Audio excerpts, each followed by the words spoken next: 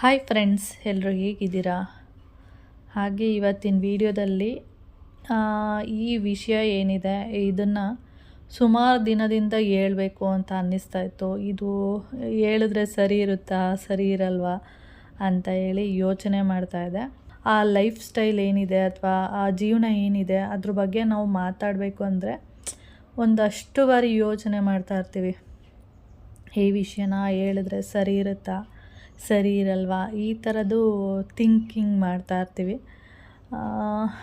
ಏನು ಮಾಡೋದು, ಹೇಳಲಾ ಬೇಡ ಈ ಥರದ್ದೇ ಇರುತ್ತೆ. ಇವಾಗ ಆಲ್ರೆಡಿ ನೀವು ತಮ್ಮನೇಲಿ ನೋಡಿರ್ತೀರ, ನೋಡಿಬಿಟ್ಟು ಗೊತ್ತಾಗಿರುತ್ತೆ ಏನು ವಿಷಯ ಅಂಥೇಳಿ. ಈ ವಿಷಯದ ಬಗ್ಗೆನೇ ಮಾತಾಡ್ತೀನಿ. ಹಾಗೆ ವಿಡಿಯೋ ನಾರ್ಮಲಾಗಿ ನನ್ನ ಲೈಫ್ ಸ್ಟೈಲ್ ಏನಿದೆ ಅದನ್ನು ತೋರಿಸ್ತಾ ಇರ್ತೀನಿ. ಹಾಗೆ ವಾಯ್ಸ್ ಕೊಡ್ತಾ ಹೋಗ್ತೀನಿ ಅಷ್ಟೇ. ಆದರೆ ಅದ್ರ ಬಗ್ಗೆ ಕೊಡಲ್ಲ, ಇದ್ರ ಬಗ್ಗೆ ಕೊಡ್ತೀನಿ. ಇದು ನಾನೊಬ್ಬಳೇ ಅಂತಲ್ಲ, ನೀವು ಕೂಡ ನೋಡಿರ್ತೀರ. ನಿಮ್ಮ ಫ್ಯಾಮಿಲಿಯಲ್ಲಿರ್ಬೋದು ಅಥವಾ ನಿಮ್ಮ ಅಕ್ಕಪಕ್ಕ ಏನೋ ಈ ಥರ ಘಟನೆಗಳು ನಡೀತಾ ಇರುತ್ತೆ. ಆ ಥರ ಘಟನೆಗಳು ನಾನು ನೋಡಿರುವಂಥ ಘಟನೆಗಳು. ಇವಾಗ ನೀವು ತಮ್ಮನೇಲಿ ನೋಡಿರ್ತೀರ ಏನಂದರೆ, ಹೆಂಡ್ತಿ ಸತ್ತೋದ್ಮೇಲೆ ಗಂಡ ಎರಡನೇ ಮದುವೆ ಆಗೋದು ತಪ್ಪಾ ಅಥವಾ ಸರಿನಾ ಅಂತೇಳಿ. ನನ್ನ ಪ್ರಕಾರ ಹೆಂಡ್ತಿ ಸತ್ತೋದ್ಮೇಲೆ ಗಂಡ ಎರಡನೇ ಮದುವೆ ಆಗೋದು ಒಳ್ಳೆಯದು. ಯಾಕೆ ಅಂದರೆ ಈ ವಿಡಿಯೋನ ಫುಲ್ಲು ನೋಡಿದ್ರೆ ನಿಮಗೆ ಅರ್ಥ ಆಗುತ್ತೆ. ಹಾಗೆ ನಿಮಗೆ ಏನು ಅನಿಸುತ್ತೆ ಈ ವಿಡಿಯೋ ನೋಡಿದ ಮೇಲೆ, ಇಲ್ಲ ಇದು ತಪ್ಪು ಅಥವಾ ಸರಿ, ನಿಮ್ಮ ಅನಿಸಿಕೆಗಳನ್ನ ನೀವು ಹೇಳ್ಬೋದು. ಏಕೆಂದರೆ ಒಬ್ಬೊಬ್ಬರು ಅಭಿಪ್ರಾಯಗಳು ಒಂದೊಂದು ರೀತಿ ಇರುತ್ತಲ್ವ. ಆದ್ದರಿಂದ ನನಗೂ ಒಂದೊಂದು ಸರಿ ನಾವು ಹೇಳೋದೆಲ್ಲ ಕರೆಕ್ಟು ಅಂತಲೂ ಹೇಳಲ್ಲ. ಏಕೆಂದರೆ ನಮಗೂ ಎಷ್ಟೋ ವಿಷಯಗಳು ಗೊತ್ತೇ ಇರಲ್ಲ. ಆವಾಗ ನಿಮ್ಮ ಕಾಮೆಂಟ್ಸಿಂದ ನಮಗೆ ಎಷ್ಟೋ ವಿಷಯಗಳು ಅರ್ಥ ಆಗುತ್ತೆ. ಆದ್ದರಿಂದ ನೀವು ನಿಮ್ಮ ಅನಿಸಿಕೆಗಳನ್ನ ನೀವು ಹೇಳ್ಬೋದು ಅಷ್ಟೇ. ಓಕೆ, ಇದರಲ್ಲಿ ನಾನು 2 ಥರ ಸ್ಟೋರಿನ ಹೇಳ್ತೀನಿ. ಮೊದಲನೇ ಸ್ಟೋರಿ ಏನಂದರೆ, ಒಂದು ಫ್ಯಾಮಿಲಿ ಇರುತ್ತೆ. ಆ ಫ್ಯಾಮಿಲಿಗೆ ಏನಂದರೆ ಮಕ್ಕಳೆಲ್ಲ ಇರ್ತಾರೆ. ಹೆಣ್ಮಕ್ಳು ಇರ್ತಾರೆ, ಗಂಡು ಮಕ್ಕಳು ಇರ್ತಾರೆ. ಸ್ವಲ್ಪ ದಿನ ಜೀವನ ಚೆನ್ನಾಗಿರುತ್ತೆ. ಅದು ಹೋಗ್ತಾ ಹೆಂಡ್ತಿ ಏನು ಮಾಡ್ತಾಳೆ, ಹೆಂಡ್ತಿ ಸತ್ತೋಗ್ಬಿಡ್ತಾಳೆ. ಅದೇನು ಮಾಡಿಕೊಂಡು ಅಂದರೆ ಸೂಸೈಡ್ ಮಾಡಿಕೊಂಡು ಸತ್ತೋಗ್ಬಿಡ್ತಾಳೆ ಅವಳು. ಮಾಮೂಲಿ ಫ್ಯಾಮಿಲಿ ಅಂತೆಲ್ಲ ಆದಮೇಲೆ ಅಲ್ಲಿ ಸಣ್ಣ ಪುಟ್ಟ ಏನು ಜಗಳಗಳು ಬರ್ತಾನೆ ಇರುತ್ತೆ. ದೊಡ್ಡ ವಿಷಯಕ್ಕೆ ಜಗಳ ಆಗೋದಕ್ಕಿಂತ ಸಣ್ಣ ಪುಟ್ಟ ವಿಷಯಕ್ಕೆ ಜಗಳ ಆಡೋದು ಜಾಸ್ತಿ. ಏನೋ ಸಣ್ಣ ಪುಟ್ಟ ವಿಷಯಕ್ಕೆ ಜಗಳ ಆಗುತ್ತೆ. ಹೆಂಡ್ತಿ ಸತ್ತೋಗ್ಬಿಡ್ತಾಳೆ. ಹಾಗೆ ಆ ಗಂಡ ಮಕ್ಕಳನ್ನ ಹಾಗೆ ನೋಡಿಕೊಂಡು ಸುಮಾರು ಒಂದು 2-3 ವರ್ಷ ಹಾಗೆ ಲೈಫ್ನ ಕಳೀತಾನೆ. ಆದರೆ 2-3 ವರ್ಷ ಆದಮೇಲೆ ಆ 2-3 ವರ್ಷದಲ್ಲೇ ಅವನಿಗೆ ಒಂದಷ್ಟು ಏನಂದರೆ, ನಿನಗೆ ಎರಡನೇ ಮದುವೆ ಆಗುವಂಥ ಒಂದಷ್ಟು ಜನ ಹೇಳ್ತಾ ಇರ್ತಾರೆ. ಏಕೆಂದರೆ ಅವನಿಗೆ ಯಾರಾದರೂ ಅಡುಗೆ ಮಾಡಾಕೋದಕ್ಕಿರ್ಬೋದು, ಇನ್ನೊಂದಕ್ಕೆ ಬೇಕೇ ಬೇಕು, ಅದರಿಂದ ಇನ್ನೊಂದು ಮದುವೆ ಆಗು ಅಂತೆಲ್ಲ ಹೇಳ್ತಾ ಇರ್ತಾರೆ. ಆದರೆ ಆ ಯಪ್ಪನಿಗೆ ಆಸೆ ಇರುತ್ತೆ ಮದುವೆ ಆಗಬೇಕು ಅಂತೇಳಿ. ಏಕೆಂದರೆ ಅವನಿಗೂ ಇನ್ನೂ ಲೈಫ್ ಇರುತ್ತೆ. ಅಂದರೆ ಅವರಿಗೆ ಒಂದು 45 ಆ ಥರ, 44-45 ಆ ಥರ ಏಜ್ ಆಗಿರುತ್ತೆ. ಆದರೆ ಹೆಂಡ್ತಿಯ ಅಮ್ಮ ಇರ್ತಾರೆ ನೋಡಿ, ಆ ಫ್ಯಾಮಿಲಿಗೆ, ಹೆಂಡ್ತಿ ಅಮ್ಮನ ಫ್ಯಾಮಿಲಿ ಏನಿರ್ತಾರೆ ಆ ಫ್ಯಾಮಿಲಿಗೆ ಅವರು ಎರಡನೇ ಮದುವೆ ಆಗೋದು ಬೇಡ ಅಂತ.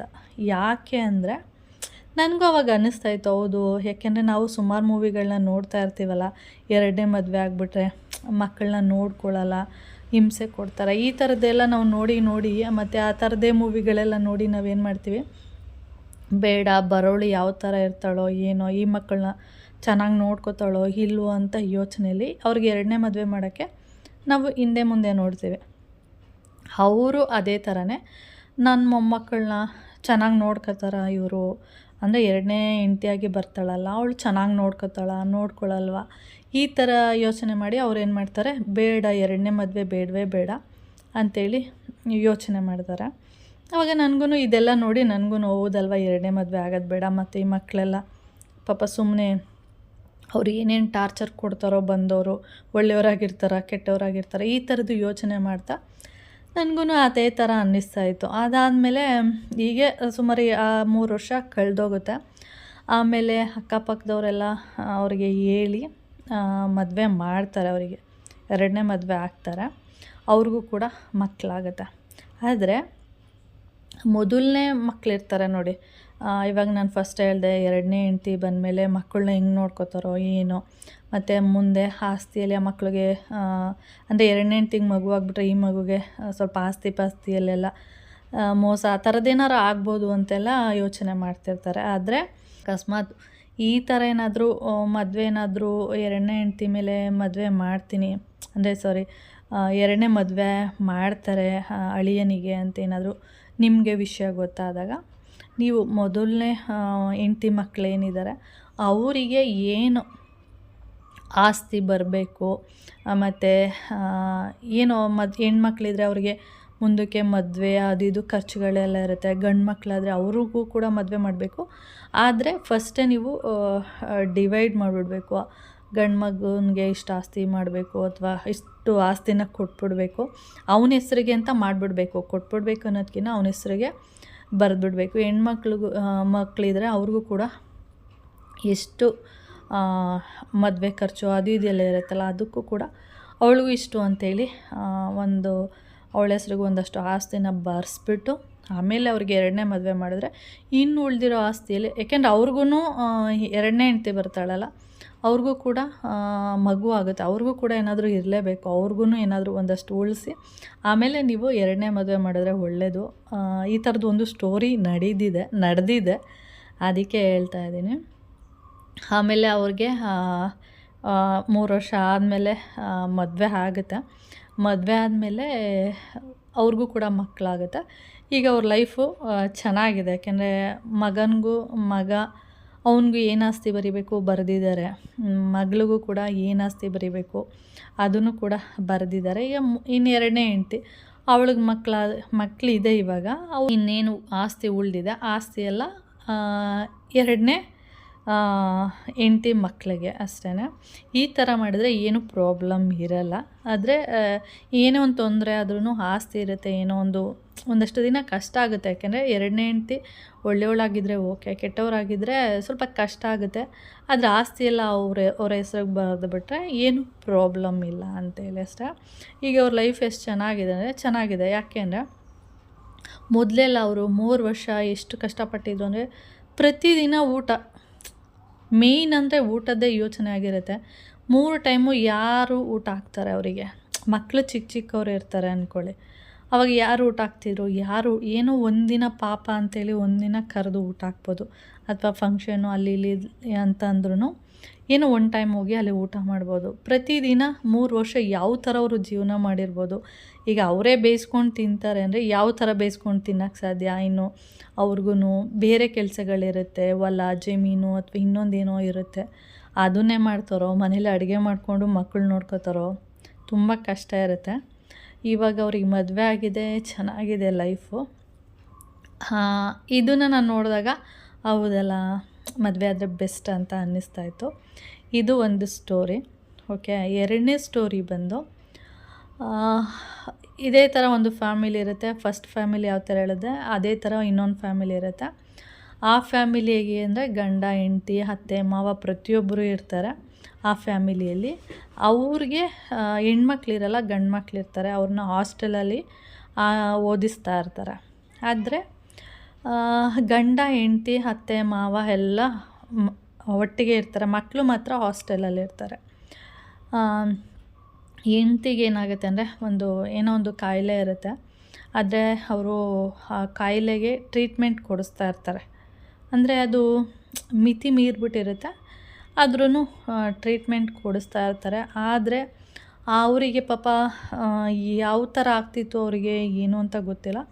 ಅವ್ರಿಗೆ ಆ ನೋವನ್ನ ತಡೆಯೋಕ್ಕಾಗದೆ ಅವ್ರು ಏನು ಮಾಡ್ಕೋತಾರೆ, ಸೂಸೈಡ್ ಮಾಡ್ಕೊಬಿಡ್ತಾರೆ. ಅವರು ಕೂಡ ಸೂಸೈಡ್ ಮಾಡ್ಕೊಬಿಟ್ಟಾಗ ಏನಾಗ್ಬಿಡುತ್ತೆ, ಅವರೇನೋ ಸತ್ತೋಗ್ಬಿಟ್ಟು ಸೂಸೈಡ್ ಮಾಡಿಕೊಂಡ್ರು. ಅವ್ರ ನೋವು ಆ ಥರನೇ ಇರುತ್ತೆ, ಆದರೆ ನಮಗೆ ಗೊತ್ತಿರಲ್ಲ ಅಷ್ಟೇ. ಆ ಸ್ಟೇಜ್ ಆ ಥರ ಇತ್ತು, ಅದಕ್ಕೆ ಅವ್ರು ಸೂಸೈಡ್ ಮಾಡಿಕೊಂಡು ಸತ್ತೋಗ್ಬಿಟ್ರು. ಇನ್ನು ಉಳಿದಿದ್ದು ಗಂಡ ಅತ್ತೆ ಮಾವ ಈ ಥರ ಉಳಿದ್ರು. ಅತ್ತೆ ಫುಲ್ಲು ಏಜ್ ಆಗಿದೆ, ಅಡುಗೆ ಮಾಡೋಕ್ಕಾಗಲ್ಲ, ಓಡಾಡೋಕ್ಕಾಗಲ್ಲ, ಆ ಥರ ಏಜ್ ಇದೆ. ಇನ್ನು ಗಂಡ ಅಪ್ಪ ಅಮ್ಮ ಇಷ್ಟು ಜನ ಉಳ್ಕೋತಾರೆ. ಮಕ್ಕಳು ಹಾಸ್ಟೆಲಲ್ಲಿ ಇರ್ತಾರೆ, ಅವ್ರದ್ದು ಹೇಗೋ ನಡೀತಾ ಇರುತ್ತೆ. ಆದರೆ ಈ ಗಂಡ ಅತ್ತೆ ಮಾವ ಇವ್ರು 3 ಜನ ಉಳ್ಕೋತಾರಲ್ಲ, ಇವರಿಗೆ ದಿನ ಅಡುಗೆ ಮಾಡೋದಕ್ಕೆ ತುಂಬ ಕಷ್ಟ ಆಗ್ತಾ ಇರುತ್ತೆ. ಮೇಯ್ನ್ ಅಂದರೆ ನಾನು ಅದೇ ಹೇಳಿದೆ ಫಸ್ಟೇ, ನಾನು ಅಡುಗೆದೇ ಪ್ರಾಬ್ಲಮ್ ಆಗ್ತಾ ಇರುತ್ತೆ. ಏನೋ ಯಾವತ್ತೋ ಒಂದಿನ ಯಾರೋ ಕೊಡ್ತಾರೆ, ಊಟ ಮಾಡ್ಬೋದು, ಏನೋ ಒಂದು ನಡೀತಾ ಇರುತ್ತೆ. ಆದರೆ ಎಷ್ಟು ದಿನ ಅಂತ ಆಗುತ್ತೆ. ಆದ್ರೂ ಅವರು ಕೊನೆಗೆ ಏನು ಮಾಡ್ತಾರೆ ಅಂದರೆ, ಅಮ್ಮನಿಗೂ ಅಡುಗೆ ಮಾಡೋಕ್ಕಾಗಲ್ಲ, ಏಜ್ ಆಗಿರುತ್ತೆ. ಅಪ್ಪನಿಗಂತೂ ಅವ್ರಿಗೂ ಕೂಡ ಏಜ್ ಆಗಿರುತ್ತೆ, ಅವ್ರಿಗೂ ಕೂಡ ಅಡುಗೆ ಮಾಡೋಕ್ಕಾಗಲ್ಲ. ಇವರೊಬ್ಬರೇ ಇವಾಗ ಅಡುಗೆ ಮಾಡಬೇಕು ಈ ಅಪ್ಪ. ಇದು ಏನಾಗುತ್ತೆ ಅಂದರೆ, ಅನ್ನ ಒಂದು ಮಾಡ್ತಾರೆ ಡೈಲಿ, ಏನೊಂದು ಅನ್ನ, ಇನ್ನೇನೂ ಇಲ್ಲ, ಬರೀ ಅನ್ನ ಒಂದು ಮಾಡ್ತಾರೆ. ಹೋಟೆಲಿಂದ ಸಾಂಬಾರು ತರ್ತಾರೆ, ತಿಂತಾರೆ. ಡೈಲಿ ಇದೇ ಥರನೇ ಆಗುತ್ತೆ. ಓಕೆ, ಅರ್ಥ ಆಗ್ತಿದೆ ಅನ್ಕೋತೀನಿ ನಾನು. ಡೈಲಿ ಇದೇ ಥರನೇ ಆಗುತ್ತೆ. ಹೋಟೆಲಲ್ಲಿ ನಾನೇ ಒಂದು ವಾರದಲ್ಲಿ ಒಂದು ದಿನ ಹೋಟೆಲ್ ಊಟ ಓಕೆ, ನನಗೇನೆ ನಾನು ಹೇಳ್ತಾ ಇರೋದು. ತುಂಬ ಯಾರು ಮಾಡೋದು ಇವತ್ತು ಅಡುಗೆ ಅಂದಾಗ ಹೋಟೆಲಿಂದ ಊಟ ತಂದು ಮಾಡ್ತೀವಿ, ಒಂದಿನ ಓಕೆ. ಅವರು ಪ್ರತಿದಿನ 3 ಟೈಮು ಅಂದರೆ ಡೈಲಿ ಅದೇ ಥರನೇ ಅವ್ರದ್ದು ಊಟದ ವ್ಯವಸ್ಥೆ ಆಗಿರುತ್ತೆ. ಬೆಳಿಗ್ಗೆ ಎದ್ದ ತಕ್ಷಣ ಅನ್ನ ಒಂದು ಮಾಡೋದು, ಹೋಟೆಲಿಂದ ಸಾಂಬಾರು ತರೋದು, ತಿನ್ನೋದು. ಯಾರಾದರೂ ಅಕ್ಕಪಕ್ಕದವರು ಏನು 1 ದಿನ 2 ದಿನ ಹೀಗೆ ಅಕ್ಕ ತಂಗಿರಿದ್ರೂ 1 ದಿನ 2 ದಿನ ತಂದು ಕೊಡ್ಬೋದು, ಪ್ರತಿದಿನ ತಂದು ಕೊಡೋಕ್ಕೆ ಸಾಧ್ಯನೇ ಇಲ್ಲ. ಅದು ಏನಾಯಿತು, ಇದೇ ಥರನೇ ಎಷ್ಟು ತಿಂಗಳು ಮಾಡ್ಬೋದು, 1 ದಿನ 2 ದಿನ, ಎಷ್ಟು ದಿನ ಹೋಟ್ಲು ಸಾಂಬಾರು ತಿಂತೀರ, ತಿನ್ನೋಕ್ಕೆ ಸಾಧ್ಯನೇ ಇಲ್ಲ. ಆವಾಗ ಲಾಸ್ಟಲ್ಲಿ ಏನಾಯಿತು, 6 ತಿಂಗಳು ಮ್ಯಾನೇಜ್ ಮಾಡಿದ್ರು ಇದೇ ಥರನೇ. ಅವ್ರ ಕಷ್ಟನ ಯಾರಿಗೂ ಹೇಳ್ಕೊಳಕ್ಕೆ ಆಗ್ತಿಲ್ಲ. ಹೇಳ್ಕೊಂಡ್ರು ಸಾಲೋ ಆಗಲ್ಲ. ಇಲ್ಲ, ಅವರು 2ನೇ ಮದುವೆ ಆಗಬೇಕು. ಈಗಿನ ಒಂದು ಪರಿಸ್ಥಿತಿಯಲ್ಲಿ ನಿಮಗೆ ಎಷ್ಟೋ ಜನ ಗಂಡು ಮಕ್ಕಳಿಗೆ ಹೆಣ್ಮಕ್ಳೇ ಸಿಗ್ತಾಯಿಲ್ಲ. ಅಂಥದ್ರಲ್ಲಿ 2ನೇ ಮದುವೆ ಅಂದರೆ ತುಂಬ ಕಷ್ಟ ಇದೆ. ಆದರೆ ಇವ್ರೂ ಹಿಂಗೋ ಒಂದು 6 ತಿಂಗಳು ಇದೇ ಥರ ಹೋಟ್ಲಿಂದ ಸಾಂಬಾರು ತರೋದು, ಊಟ ಮಾಡೋದು, ಮನೇಲಿ ಅನ್ನ ಮಾಡೋದು, ಊಟ ಮಾಡೋದು, ಇದೇ ಥರನೇ ಮ್ಯಾನೇಜ್ ಮಾಡ್ತಾರೆ. ಕೊನೆಗೆ ಅವರಿಗೆ ಯಾವ ಥರ ನೋವಾಗ್ತಿತ್ತು ಅಂತ ಗೊತ್ತಿಲ್ಲ. ಕೊನೆಗೆ ಏನು ಮಾಡ್ತಾರೆ, ಸೂಸೈಡ್ ಮಾಡಿಕೊಂಡು, ಅವರು ಇನ್ನೇನು ಪರಿಹಾರ ಇಲ್ಲ ಅಂತ ಅಂದ್ಕೊಬಿಟ್ಟು ಅವರು ಸೂಸೈಡ್ ಮಾಡಿಕೊಂಡು ಸತ್ತೋಗ್ತಾರೆ. ಅವರು ಇನ್ನೊಂದು ಮದುವೆಗೆ ಹುಡುಗಿನ ಹುಡುಕಿದ್ರೆ ಸಿಗ್ತಿದ್ರೇನೋ. ಏಕೆಂದರೆ ಈಗ ಎಷ್ಟೋ ಜನಕ್ಕೆ ಒಬ್ಬೊಬ್ಬರಿಗೆ ಎಣ್ಣೆ ಸಿಗಲ್ಲ, ಒಬ್ಬೊಬ್ಬರಿಗೆ 5-6 ಮದುವೆ ಆಗಿರ್ತಾರೆ. ಅದು ಹೇಗೆ ಮದುವೆ ಆಗ್ತಾರೋ ಏನೋ, ಹೇಗೆ ಹೆಣ್ಮಕ್ಳು ಸಿಗ್ತಾರೋ ನನಗಂತೂ ಗೊತ್ತಿಲ್ಲ. ಈ ಥರ ಆಗಿ ಅವರು ಕೂಡ ಸೂಸೈಡ್ ಮಾಡಿಕೊಂಡು ಸತ್ತೋಗ್ಬಿಡ್ತಾರೆ. ಆದರೆ ಅವ್ರ ಲೈಫ್ ಹೆಂಗಾಗೋಯ್ತು ನೋಡಿ. ಈಗ ಅತ್ತೆ ಮಾವ ಅವ್ರಿಗಂತೂ ಅಡುಗೆ ಅನ್ನ ಮಾಡೋಕ್ಕೂ ಆಗಲ್ಲ, ಆ ಥರ ಇರ್ತಾರೆ. ಅವ್ರು ಯಾವ ಥರ ಇರ್ಬೋದು, ಈಗ ಮಗ ಸೊಸೆನೂ ಸತ್ತೋಗ್ಬಿಟ್ರು ಅಂದಾಗ ಅತ್ತೆ ಮಾವ ಯಾವ ಥರ ಇರ್ತಾರೆ, ಅವ್ರನ್ನ ಯಾರು ನೋಡ್ಕೋತಾರೆ, ಈ ಥರದನ್ನು ನಾವು ಥಿಂಕ್ ಮಾಡಬೇಕಾಗತ್ತೆ. ನನ್ನ ಅಭಿಪ್ರಾಯದಲ್ಲಿ ನಾನು ಹೇಳೋದಾದರೆ, ಹೆಂಡ್ತಿ ಸತ್ತೋದ ತಕ್ಷಣ 2ನೇ ಮದುವೆ ಆಗೋದ್ರಲ್ಲಿ ತಪ್ಪಿಲ್ಲ. ಅದೇ ಫಸ್ಟ್ ಸ್ಟೋರಿ ಹೇಳಿದೆ ನೋಡಿ, ಆ ಸ್ಟೋರಿ ಥರ ಮಕ್ಕಳಿದ್ರೆ ಅವ್ರಿಗೇನೋ ಒಂದು ಮಾಡಿ ಆಮೇಲೆ 2ನೇ ಮದುವೆ ಮಾಡಿಕೊಂಡ್ರೆ ಒಳ್ಳೆಯದು. ಅಂದರೆ ದೊಡ್ಡವ್ರು ನಿಂತ್ಕೊಂಡು ಆ ಥರ ಮಾಡಬೇಕು. ಈ ಸ್ಟೋರಿಯಲ್ಲಿ ಈ ಥರ ಆಗಿಬಿಡುತ್ತೆ. ಲೈಫ್ ಹೆಂಗಾಗೋಯ್ತು ಅಂದರೆ, ಆ ಮನೆ ಅವರಿಗೆ ಹಣ ದುಡ್ಡು ಏನು ಕಮ್ಮಿ ಇಲ್ಲ, ಎಲ್ಲ ಇದೆ, ಜಮೀನಿದೆ, ಆಸ್ತಿ ಗೀಸ್ತಿ ಎಲ್ಲ ಇದೆ. ಆದರೆ ಲೈಫ್ ಇದರಲ್ಲಿ ಈ ಥರ ಆಗೋಯ್ತು ಅವರಿಗೆ. ಈ ಥರ ಸ್ಟೋರಿಗಳು ಸುಮಾರು ನೋಡಿರ್ತೀವಿ, ನೀವು ಕೂಡ ನೋಡಿರ್ತೀರ. ತುಂಬ ಇರುತ್ತೆ. ಏನಂದರೆ ಒಂದು ನಾನು ಏನು ಹೇಳ್ತಾರೆ ಹೇಳಿ, ಬಿಸಿ ರಕ್ತ ಇದ್ದಾಗ ಎಲ್ಲ ಕೆಲಸ ಮಾಡ್ತೀವಿ, ಎಲ್ಲ ನಾನೇ ಮಾಡ್ತೀನಿ ಅನ್ನೋ ಥರ ಇರ್ತೀವಿ. ಏಜ್ ಆಗ್ತಾ ಏನಾಗ್ಬಿಡುತ್ತೆ, ಅದು ಯಾರಾದರೂ ಮಾಡಿಕೊಟ್ರೆ ಸಾಕು ಅನ್ನೋ ಥರ ಆಗಿರುತ್ತೆ ಆ ಒಂದು ಏಜು. ಇವಾಗ ನಾನೇ ಒಂದು ಎಕ್ಸಾಂಪಲ್ಲು, ಹೊರ್ಗಡೆ ಹೋಗಿರ್ತೀನಿ ಅಂದ್ಕೊಳ್ಳಿ, ಹೊರ್ಗಡೆ ಹೋಗಿ ಮನೆಗೆ ಬಂದ ತಕ್ಷಣ ನಾನೇ ಹೋಗಿ ಊಟ ಹಾಕ್ಕೊಂಡು ಮಾಡುವಾಗ ಯಪ್ಪ ಆ ಕ್ಷಣ ಏನು ಅನಿಸುತ್ತೆ ಅಂದರೆ, ಯಾರಾದರೂ ನನಗೆ ಒಬ್ಬಳು ಮಗಳು ಇದ್ದಿದ್ದಿದ್ರೆ ನಾನು ಬಂದ ತಕ್ಷಣವೇ ಅಮ್ಮ ಏನು ಬೇಕು, ನೀರು ಕೊಡಲಾ, ಊಟ ಹಾಕ್ಕೊಡ್ಲಾ ಅಂತೇಳಿ ಹಾಕ್ಕೊಡ್ತಿದ್ಲು. ಆವಾಗ ಆ ಖುಷಿನೇ ಒಂಥರ ಚೆನ್ನಾಗಿರುತ್ತೆ. ಅದೇ ಥರನೇ ಒಬ್ಬ ಗಂಡ ಮನೆಗೆ ಬಂದ ತಕ್ಷಣವೇ ಹೆಂಡ್ತಿ ನಿನಗೇನು ಬೇಕು, ನೀರು ಕೊಡಲಾ ಅಥವಾ ಊಟ ಕೊಡಲಾ, ಟೀ ಕಾಫಿ ಕೊಡಲಾ ಅಂತ ಕೇಳಿದಾಗ ಅದ್ರ ಖುಷಿನೇ ಒಂಥರ ಇರುತ್ತೆ. ಅದನ್ನೇ ಅವರು ಮಾಡಿಕೊಂಡು ಕುಡಿತಾರೆ, ಅಥವಾ ಒಂದು ಟೀ ಕಾಫಿ ಏನೋ ಒಂದು ಬೇಕು ಅಂದ್ರೂ ಅವರೇ ಹೋಗಿ ತೊಗೊಳ್ಳೋದು, ಅವರೇ ಒಂದು ಮಾಡ್ಕೊಳ್ಳೋದು ಅನ್ನೋ ಥರ ಆದಾಗ ಅಯ್ಯಪ್ಪ ಏನು ಒಂದಿನ 2 ದಿನ ಆದರೆ ಓಕೆ ಬಿಡು ಹೆಂಗೋ ಮ್ಯಾನೇಜ್ ಮಾಡ್ಕೊಂಡು ಹೋಗ್ಬೋದು.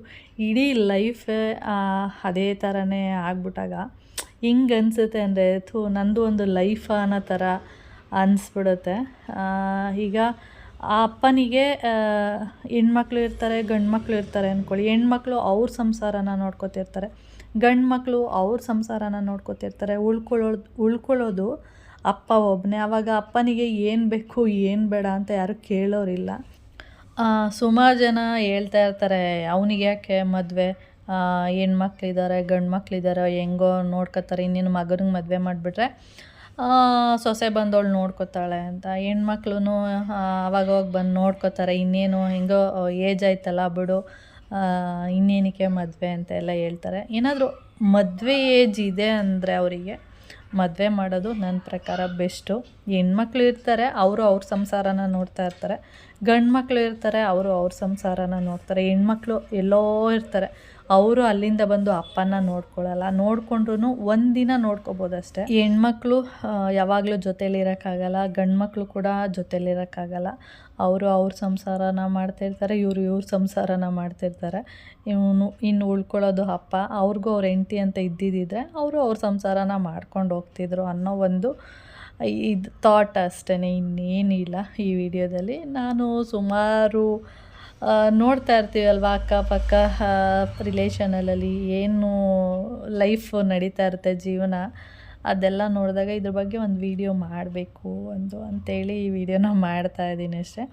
ನಿಮಗೆ ಈ ವಿಡಿಯೋದ ಬಗ್ಗೆ ಏನು ಅನ್ನಿಸ್ತು ಅದನ್ನ ನೇರವಾಗಿ ತಿಳಿಸ್ಬೋದು. ಓಕೆ ಫ್ರೆಂಡ್ಸ್, ಹಾಗೆ ಈ ವಿಡಿಯೋನ ಕೂಡ ಇಲ್ಲಿಗೆ ಎಂಡ್ ಮಾಡ್ತೀನಿ. ವಿಡಿಯೋ ಇಷ್ಟ ಆದರೆ ಲೈಕ್, ಶೇರ್, ಕಮೆಂಟ್ ಮಾಡಿ. ಹಾಗೆ ಯಾರಾದರೂ ಫಸ್ಟ್ ಟೈಮ್ ಏನಾದರೂ ನೋಡ್ತಾ ಇದ್ದರೆ ಪ್ಲೀಸ್ ಸಬ್ಸ್ಕ್ರೈಬ್ ಮಾಡ್ಕೊಂಡು ನೋಡಿ. ನೆಕ್ಸ್ಟ್ ವಿಡಿಯೋದಲ್ಲಿ ಸಿಗೋಣ. ಓಕೆ, ಬಾಯ್.